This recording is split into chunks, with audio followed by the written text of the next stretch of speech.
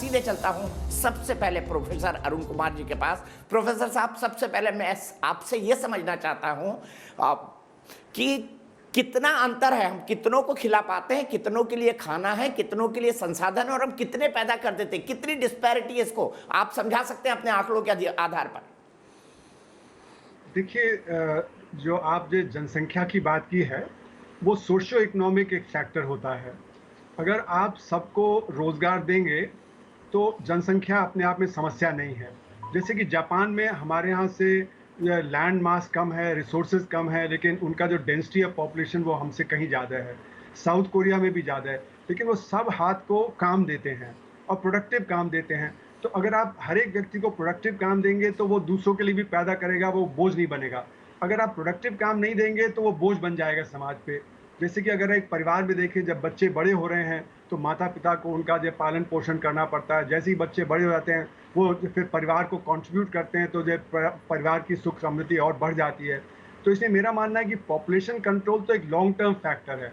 अभी short term में हमको देखना है कि उनको शिक्षा हम सही दे पाते हैं या नहीं दे पाते हैं, उनको हम रोज़गार सही दे पाते हैं या नहीं दे पाते हैं। और सबसे ज़्यादा जो कमी आई है पिछले सालों में, वो रोज़गार में आई है। और हमारी शिक्षा, जैसे कि annual survey of education report बताता है कि गाँव में 5वीं जमात के बच्चे दूसरी जमात की लिखाई नहीं कर पाते, पढ़ाई नहीं कर पाते, और फिर वो ड्रॉप आउट कर जाते हैं। उनको कभी कोई अच्छी नौकरी नहीं मिलेगी, वो गरीबी रहेंगे और वो समाज पे फिर बोझ बने रहेंगे।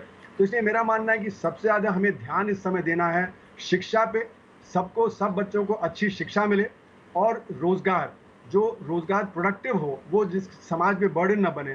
तो ये प्रोडक्टिव रोज़गार पैदा करने के लिए हमें क्या-क्या करना है, इसके लिए हमें टेक्नोलॉजी की तरफ ध्यान देना पड़ेगा, हमारे टैक्सेशन पे ध्यान देना पड़ेगा, हमारे डेवलपमेंट पैराडाइम पे ध्यान देना पड़ेगा। हमारे यहाँ जो आज जो सिर्फ़ 6% जो बच्चे हैं, उनको जो संगठित क्षेत्र में रोज़गार मिलता है, जहाँ पे अच्छी खासी तनख्वाह मिलती है। बाकी 94% हैं, उनको असंगठित क्षेत्र में जाना पड़ता है, वहाँ पे जो रोज़गार भी कम है, वहाँ पे जो एक तरह से कहा जाए जिसको कि रेज़िडुअल है वो।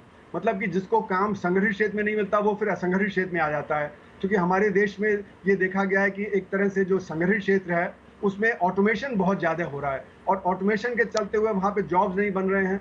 तो इसी ने सिर्फ़ जो देश का 6% जो वर्कफ़ोर्स है, वो जो ऑर्गेनाइज़ सेक्टर में काम करता है, जिसकी तनख्वाह ठीक-ठाक है। 94% जो हैं, वो एक तरह से जो सही काम नहीं मिलता है उनको, वो रेज़िडुअल हैं, और जैसे वो ठेला चला लेंगे, रिक्शा चला लेंगे, या जो सिर पे बोझा जो ढोलेंगे, वो इसी तरह का काम करते हैं जिसमें कि ज़्यादा प्रोडक्टिविटी नहीं हो सकती है। तो हमें एक सुनियोजित नीति के चलते हुए, अपना डेवलपमेंट पैराडाइम को देखते हुए ये होगा, तो फिर सोशियो इकोनॉमिक ट्रांसफॉर्मेशन खुद अपने आप होगा। जैसे कि आपने देखा कि 90 के दशक के बाद हमारा पॉपुलेशन रेट ऑफ ग्रोथ कम होता चला गया है, क्योंकि जो बर्थ रेट है वो गिरता चला गया। जैसे-जैसे परिवार मतलब सुख समृद्धि होती है, तो वो फिर ज़्यादा बच्चे नहीं पैदा करते, वो 1 या 2 ही बच्चे जो रखेंगे वो। पर लेकिन जो गरीब परिवार है, उसको लगता है कि अगर हमारे 5-6 बच्चे नहीं हुए, तो बच्चे मर जाएँगे, तो हमारा अब जब बुढ़ापे में कौन सहारा होगा, तो इसलिए वो ज़्यादा बच्चे पैदा करेंगे। तो हमें कोशिश करना चाहिए कि जल्दी से जल्दी सोशियो इकोनॉमिक ट्रांसफॉर्मेशन हो जाए हमारे देश में, जिससे कि शिक्षा अच्छी हो, रोज़गार सही हो, तब जाके ये पॉपुलेशन की भी समस्या कंट्रोल में आ जाएगी।